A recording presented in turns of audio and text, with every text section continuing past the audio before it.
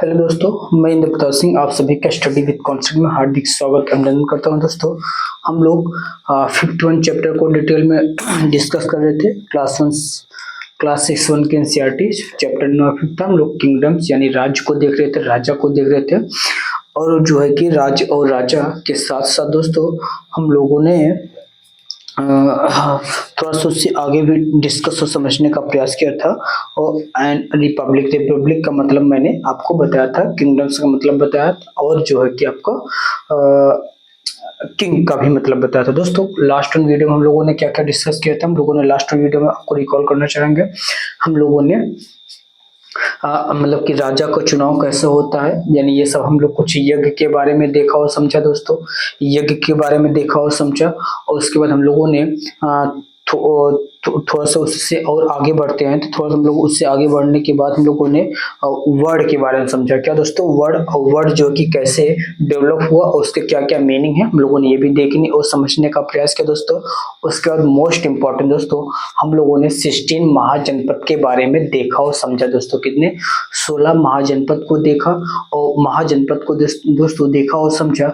उसके साथ साथ हमने उसकी लोकेशन को भी देखा और समझा। और दूसरी बात दोस्तों, हम लोगों ने उसके कैपिटल को भी देखा और समझा। दोस्तों, आज हम लोग देखते हैं उसी महाजनपद में से दोस्तों, इसमें जो है कि 2 महाजनपद के थोड़ा सा क्लोजर लुक की बात की गई, उसको हम लोग देख लेते हैं। तो जिससे ये चैप्टर क्या हो जाएगा, आपका समाप्त हो जाएगा। दोस्तों, हम लोगों ने ये भी बताया था कि why the most of the mahajanapadas are the fortified, यानी या most of the mahajanapadas were the fortified, यानी कि क्यों बहुत मतलब कि ज्यादातर जो महाजनपद हुआ करते थे वो क्यों फोर्टिफाइड, यानी चारों तरफ से किले बंद क्यों हुए थे, ये भी दोस्तों हम लोगों ने बताया था। हम लोगों ने इसके पीछे कारण बताया था। दोस्तों, हो सकता है वो अफ्रेड फ्रॉम दी अटैक, यानी वो लोग जो कि किसी बाहर आक्रमणकारी के द्वारा जो कि कहीं अटैक या आक्रमण ना हो जाए, इसलिए इस बात से उनको डर रहता था। इसलिए वो अपने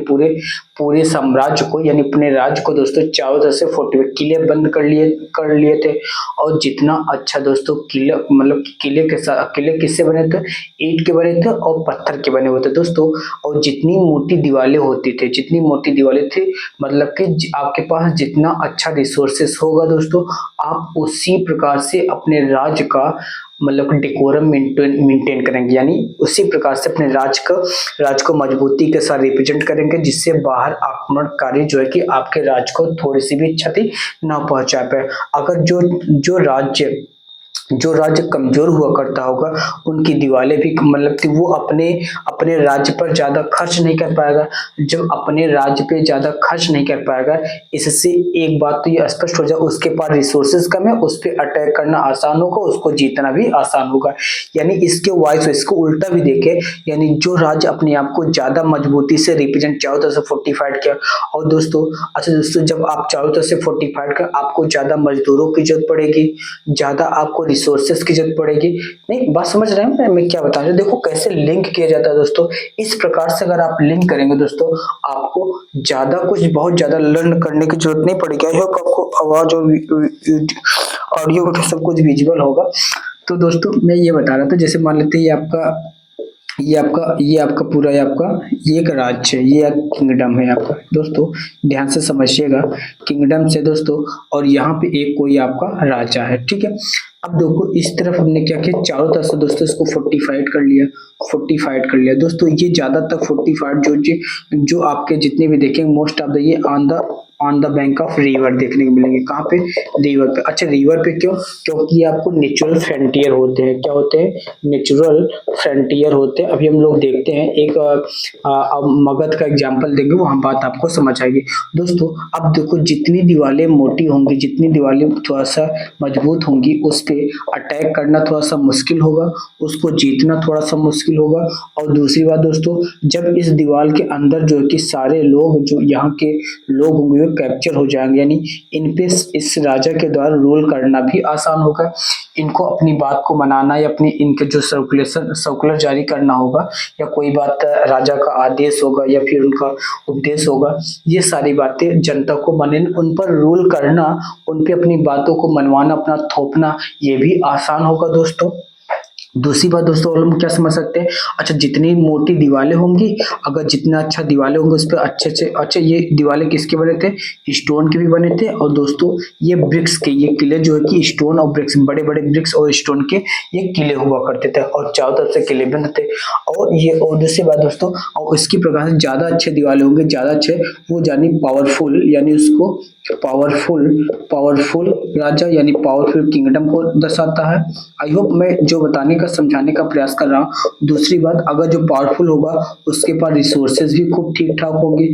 दोस्तों रिसोर्सेज किस पे डिपेंड करता है, ये आपके लोकेशन पे डिपेंड करता है। किस पे, लोकेशन, यानी आपका लोकेशन कहाँ है या पे आपकी ज्योग्राफिकल फीचर क्या है, ये आप पे रिप्रेजेंट, ये आपका मतलब कि जो आप किस स्थान पे हैं वहाँ पे आपको कौन कौन से रिसोर्सेस अवेलेबल है और आपको अपने मतलब कि एग्रीकल्चर प्रोडक्शन में क्या यूज कर रहे हैं, ये सारी बातें अगर आप मतलब कि वो है तो ये आपको ज्योग्राफी बहुत ज्यादा इंपॉर्टेंट रोल प्ले करते हुए हम लोग मगध के बारे में देखेंगे, जो आपको मैं भी बताना समझाने का प्रयास कर दोस्तों। इस प्रकार से सारा कुछ दोस्तों आपस में लिंक हुआ करता था। ये हम लोगों ने ये लास्ट वीडियो में थोड़ा सा देखने और समझने का प्रयास किया। अगर जिन बच्चों को कल मेरी बात नहीं समझ आएगी, आज उनको ये बात इसमें स्पष्ट होगी, इसमें तनिक भी अब बच्चों मात्र को कोई भी कंफ्यूजन नहीं होगा। मैं इसी आशा के साथ दोस्तों हम लोग इसके आगे बढ़ने और सीखने समझने का प्रयास करते हैं। दोस्तों आपको इसमें तनिक भी कोई समस्या नहीं है। दोस्तों अब हम लोग क्या करते हैं, थोड़ा सा इसके अब दोस्तों अब देखो यहीं से मैं लिंक करता हूँ। दोस्तों हमने कहा कि जब अगर इसको अगर इसको फोर्टिफाइड करने के लिए दोस्तों, ये फोर्टिफाइड क्या है, ये फोर्टिफाइड है, फोर्टिफाइड यानी ये किले हैं। दोस्तों इस किले को बनाने में आपको लेबर यानी मजदूरों की जरूरत पड़ेगी। किसकी, मजदूरों की जरूरत पड़ेगी, मजदूरों की जरूरत पड़ेगी। दोस्तों इन मजदूरों को आपको खर्च भी करना पड़ेगा, यानी पैसा मजदूरी भी देना पड़ेगा, मजदूरी देना पड़ेगा, कोई फ्री में करेगा नहीं दोस्तों। तो मतलब फ्री में इंडेंचर्ड लेबर अभी उस समय नहीं था। और दूसरी बात अभी मैं बताता हूँ, थोड़ा सा ये बता देता हूँ, उसके बाद मेरे माइंड में बहुत सारी बातें चलती रहती है। तो अभी मजदूर जब, अब दोस्तों उस समय जब ये राज्य पूरा फुल फ्लेश्ड एक राज्य डेवलप हो गया दोस्तों, तो इस समय जो है कि इन राजा के पास, जो ये राजा हुआ करता था, जो किंग था दोस्तों, इसके पास जो है कि अब ये हो आर्मी, ये अपनी एक खुद की आर्मी डेवलप कर लिए। अच्छा आर्मी में आपके मतलब कि हॉर्सेस यानी घुड़सवारी भी हुआ करते थे, एलिफेंट भी हुआ करते थे और फुट यानी सोल्जर भी हुआ करते थे। उसके बाद दोस्तों आर्मी के साथ साथ ये इनका जो है कि टैक्स स्ट्रक्चर या रेवेन्यू ऑफ स्टेट ये भी डेवलप कर रहे थे, यानी स्टेट को कहाँ से पैसा आएगा ये डेवलप किए थे। यानी इस टैक्स किससे किससे टैक्स लिया जाता था, ये भी ये मतलब किसको डेवलप कर लिए थे। दोस्तों अब मैं आपको बताने और समझाने का प्रयास करता हूँ। दोस्तों ये लोग टैक्स किससे लिया करते थे, देखो दोस्तों ये लोग टैक्स जो है कि आपको जो कि ये टैक्स जो है कि किन किन लोगों से लिया करते थे दोस्तों, उसको हम लोग देखते हैं। तो किस पे टैक्स लगाते हैं, tax on crops, tax on crops, crops यानी आप पे मतलब कि जितना फसल हुआ करता था उसके हिसाब से अपना एक रेट डिसाइड 1/6, 1/5, 1/20 इस प्रकार से जो है कि जैसे on the basis of fertility of the soil या on the basis of production of the crops, यानी कितना क्रॉप्स का फसल का उत्पादन हो उसके आधार पर जो है कि उस फसलों पर भी टैक्स मतलब कि लगाते थे। टैक्सेस ऑन क्रॉप्स और taxes on crops person, taxes on craft person, यानी जो क्रॉस पर्सन मतलब जो हस्तशिल्प हुआ करते, हस्तशिल्प हुआ करते थे उन पे भी टैक्स लगाते थे। मान लो तो 10 रुपया कमा रहे हो अपने कारीगरी से, तो 2 रुपए 1 रुपया जितने भी पैसे उस समय उसमें पंच मार्क्ड कॉइन चलता था दोस्तों, कभी बताते हैं टैक्स ऑन क्राफ्ट पर्सन। अच्छा टैक्सेस ऑन हर्डर्स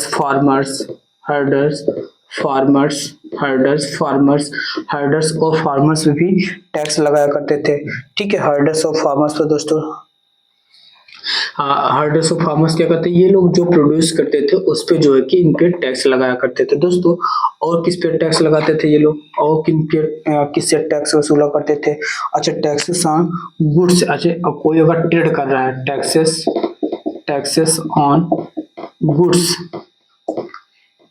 और एंड ट्रेड पे, यानी आप क्या गुड्स पे, यानी आप वो क्या बेच रहे हैं और कितना आप ट्रेड के माध्यम से जो है कि व्यापार के माध्यम से जो है कि वो कमा रहे हैं, उस पे भी आपका टैक्स लगा देते हैं दोस्तों। और उसके बाद भी जो राजा जो है कि जो लोग मान लेते हैं जो ट्राइब यानी फॉरेस्ट प्रोड्यूस पे भी फॉरेस्ट फॉरेस्ट प्रोड्यूस पे भी दोस्तों ये लोग टैक्स लगाते थे। फॉरेस्ट से आपको क्या मिल जाएगा दोस्तों, वहां से जैसे आपको एलिफेंट मिल मतलब जानवर मिल जाते थे। एलिफेंट क्या करता था, ये आपके आर्मी में यानी उसको एलिफेंट मिल जाता था जो अपने आर्मी में शामिल कर लेते थे, जिससे लड़ाई में थोड़ा सा आसानी उनको सहायता मिल जाती है दोस्तों। यहाँ से आपको वुड मिल जाता था, लकड़ियां मिल जाती थी। उसमें बहुत सारा लकड़ी की यानी पुल, अगर मान लेते नदी है तो उससे पुल बनाने के लिए लकड़ी यूज करते थे, और बड़ी बड़ी और जो कि अपना और वेपन्स वगैरह बनाने में यूज करते थे, और लकड़ी के यूज में यूज करते थे, ईंधन के रूप में यूज करते थे। इस प्रकार से बहुत सारे वुड का भी रिसोर्सेस यूज किया करते थे दोस्तों। और सारे और क्या आपके फॉरेस्ट मिल जाएगा, फॉरेस्ट अच्छा फल तो मिल ही गया, फ्रूट्स वगैरह जो मिलेगा वो अपने राज के लिए। तो ये इस तरीके से दोस्तों वे लोग जो है कि अपनी पूरी इकोनॉमी को ऑर्गेनाइज करते थे। देखो एक राज था किस प्रकार से टैक्स के माध्यम से जो है कि अपने राज्य को स्ट्रेंथन कर रहा है, कितना मजबूती प्रोवाइड कर रहा है, जिससे उनकी राज जो है कि एक सिस्टमेटिक तरीके से रन करे, कोई इसमें इंटरवीन ना करे, कोई इसमें से मतलब किसी के साथ भेदभाव भी ना होने पाए। जितनी भी कमिटी, इससे एक बात और पता चलता है कि यानी एक मतलब कि नंबर ऑफ कमिटी, यानी जो क्रॉप्स का प्रोडक्शन कर वो फार्मर्स कहलाएगा, जो क्रॉप पर्सन होगा वो अलग कमिटी कहलाएगा, हर्डर्स होगा जो यानी कि कैटल का हर्डर्स होगा, यानी फिर जो मवेशियों को चराने या फिर उनको पालने का काम करता था।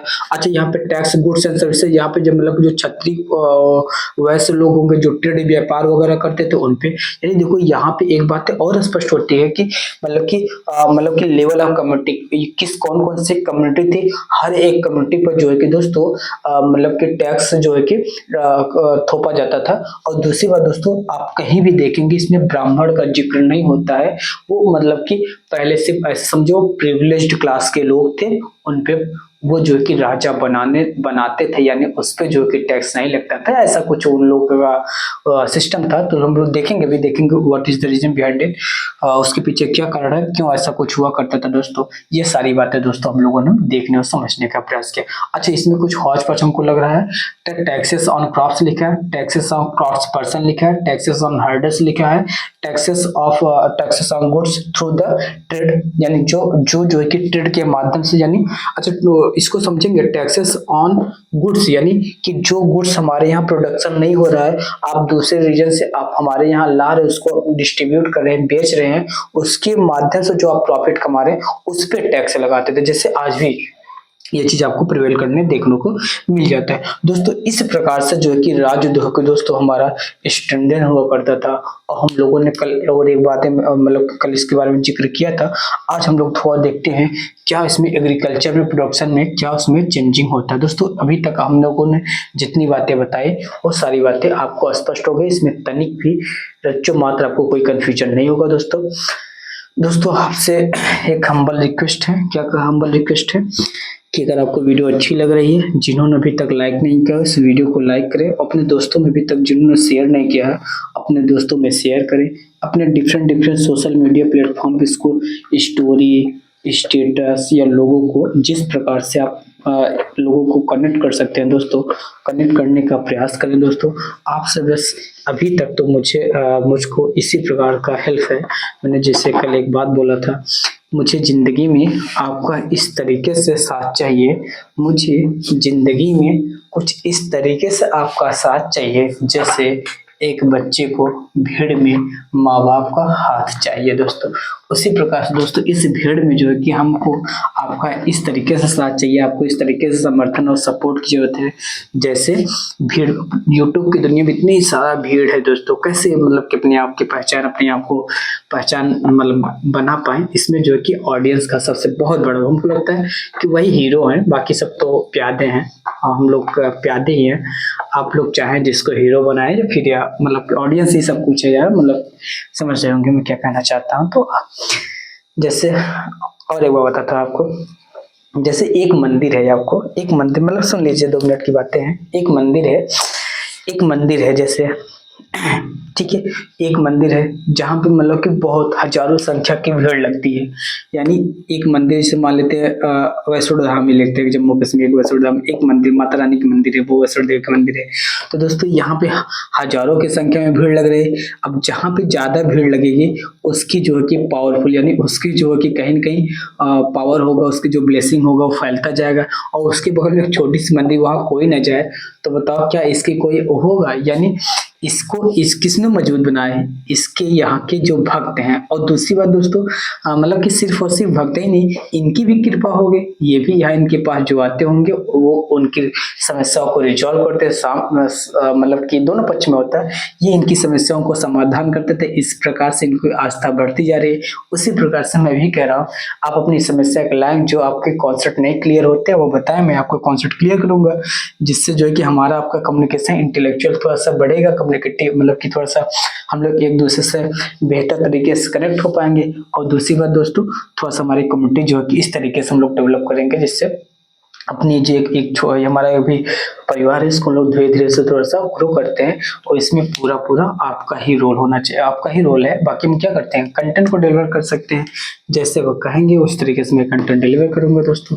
बस आपका 100% समर्थन चाहिए दोस्तों, बस आपसे यही उम्मीद है, यही आपसे मेरा आग्रह भी है, दलील भी है। और आशा है आप हमारे दलील को जरूर सम्मान करेंगे दोस्तों। चेंज इन एग्रीकल्चर दोस्तों हम लोग देखते हैं। अच्छा एक बात और मैंने अगर आपसे कोई पूछेगा या महाजनपद, ये महाजनपद का जो समय था क्या था दोस्तों? जो महाजनपद का समय है दोस्तों, आज से 25 ईयर्स एगो, कब से? आज से 25 ईयर्स एगो, ये इतनी बात है। यानी आज से 500 बीसी के 500 बीसी के बाद दोस्तों जो आपका जनपद था, वो जनपद था दोस्तों, जनपद था वो आपको किसमें बदल गया? महाजनपद में बदल जाता है 2500 साल पहले। ठीक है, चेंजेस इन एग्रीकल्चर।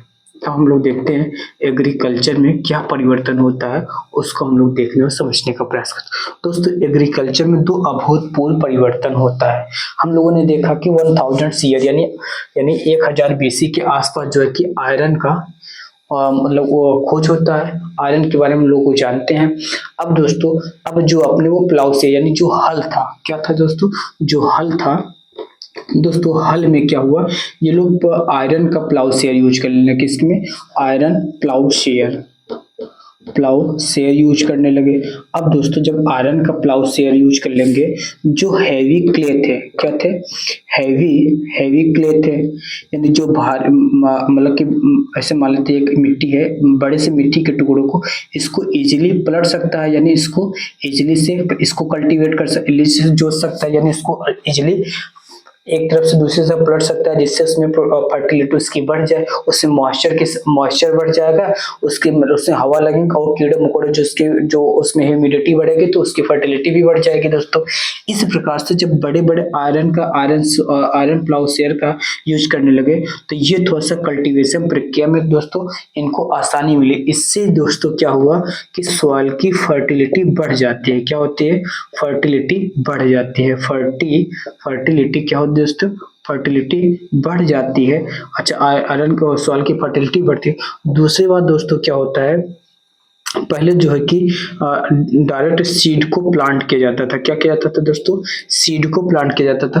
अब क्या करने लगे, जो सीड को डायरेक्ट प्लांट ना करके दोस्तों अब जो है कि अब जो से मतलब सीड प्लांट हुआ करता था उसको प्लांटेशन करने लगे, मतलब कि फर्दर रिप्लांटेशन करने लगे, यानी प्लांट को प्लांटेशन करने लगे थे। क्या? जैसे हम लोग को भी धान लगाना होता तो पहले हम लोग क्या करते थे, सीड को ऐसे छितरा देते थे, वो अपने से उगता था, ये सब कुछ होगा था। लेकिन अब क्या होने लगा, धीरे धीरे ये प्रक्रिया होने लगी दोस्तों, ये होने लगा कि अब जो कि सीड को डायरेक्ट प्लांट ना करके पहले इसको पौधा में उगाते थे, उसके बाद उसको रीप्लांट किया जाता था यानी खेतों में। जैसे आज क्या होता है कि धान लाते हैं, उसके बाद हम लोग उसको बेहन के रूप में हमारे यहाँ बोलते हैं, बेहन को से उसको पुटअप करते हैं, बेहन को लगा देते हैं, उसके बाद फिर धीरे धीरे उसको बेहन को काटते फिर दूसरे खेत में उसको इंस्टॉल करते हैं।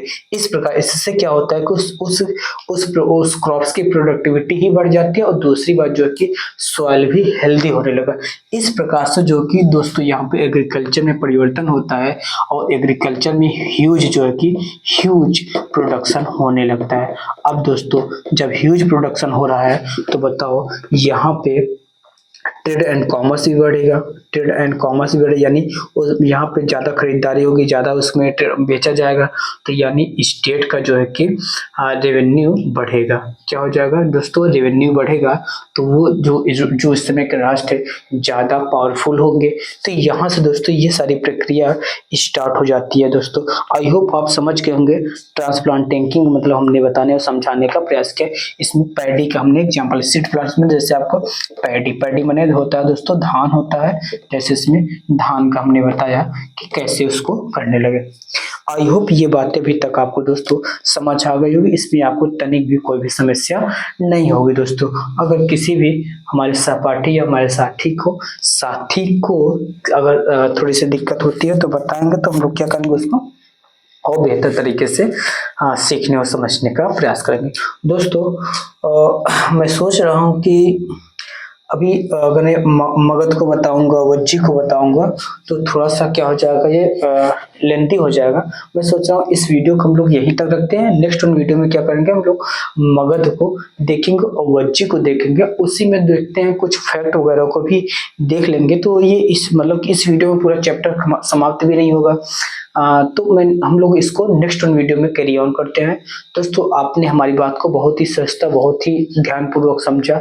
हम आशा करते हैं कि हम लोगों ने जितनी बातें बताई एग्रीकल्चर के बारे में बताई, अगर मेरी बात सुनने के बाद दोस्तों, अगर मेरी बात सुनते हैं आप, मेरी बात सुनने के बाद आप जो है कि एक बार बुक को भी रीड कर लेते हैं दोस्तों, यकीनन मानिए आपके दिमाग में छप जाएगा। क्या हो दोस्तों? छप जाएगा। इसमें आपको तनिक भी कोई भी समस्या नहीं होगी दोस्तों। तो दोस्तों आपसे हम्बल रिक्वेस्ट है, अगर आपको वीडियो अच्छी लगी, जिन्होंने अभी तक लाइक नहीं किया, हमारे चैनल को सब्सक्राइब नहीं किया दोस्तों, चैनल को सब्सक्राइब करें, अपने दोस्तों में ज़्यादा से ज़्यादा शेयर करें। और आपको क्लास कैसी लगी फीडबैक, अगर दोस्तों मैं एक थोड़ा सा एक फीडबैक, जिन बच्चों को समझ नहीं आता होगा क्या लिखूं कमेंट में, क्या लिखूं, तो दोस्तों अगर आपको क्लास मतलब अच्छी लगती है तो आप फीडबैक के रूप में, जो कि फीडबैक के रूप में आप मुझे नंबर में, जैसे मुझे 10 नंबर में आपको देना है, मुझे जिसको खराब लगता है उस 1 नंबर देगा, जिसको और अच्छा लगता है थोड़ा सा लगा 2 3, ऐसी तरीके से ऐसे आप मुझे नंबरिंग करने का प्रयास करिए। और दोस्तों अगर आपके मन में मतलब कि थोड़ा सा आगे मैं पूछूंगा क्यों खराब लग रही है, तो उसमें बता दिए कि इसमें ये क्वालिटी कमी है, ये फैक्ट या कोई जो भी है जैसा लगेगा, इस तरीके से फीडबैक आप देने का प्रयास करें दोस्तों, जिससे हमारे और आपके बीच में थोड़ा सा कनेक्टिविटी बढ़े। थोड़ा सा जो हम लोग एक मतलब कि ऑब्जेक्ट के रूप में, यानी हम कैमरे के सामने बोल रहे हैं, आप उस तरफ सुन रहे हैं, तो थोड़ा सा और लोग इसको कम्युनिकेटिंग बनाने, ऐसा लगे कि हम लोग सामने बैठे हैं, ऐसे बात कर रहे हैं। इस प्रकार से दोस्तों लोग अगर स्टार्ट करते हैं थोड़ा सा और इंटरेक्टिंग बढ़ेगा। आपका जो कि ये पार्टिसिपेट होगा तो आप लोग पार्टिसिपेट करेंगे, बताएंगे, हम उसको एड्रेस करेंगे नेक्स्ट क्लास में, तो थोड़ा सा कम्युनिकेटिंग हो जाएगा, आपको भी बहुत इंजॉय होगा और मुझे भी थोड़ा सा एक सहजता मिलेगी कि चलो ठीक है, हम लोगों ने किसी ह्यूमन बीइंग को, यानी किसी को हम लोग ह्यूमन बीइंग को इंटरेक्ट करें, उसको बताया दोस्तों। इसी आशा के साथ दोस्तों मैं आशा करता हूँ ये बात आप इम्प्लीमेंट करेंगे, आज से ही अब इम्प्लीमेंट करेंगे दोस्तों। तो दोस्तों हम लोग आज की क्लास को यहीं समाप्त करते हैं, हम लोग मिलते हैं नेक्स्ट वीडियो में। तब तक के लिए दोस्तों जय हिंद, जय भारत, थैंक यू।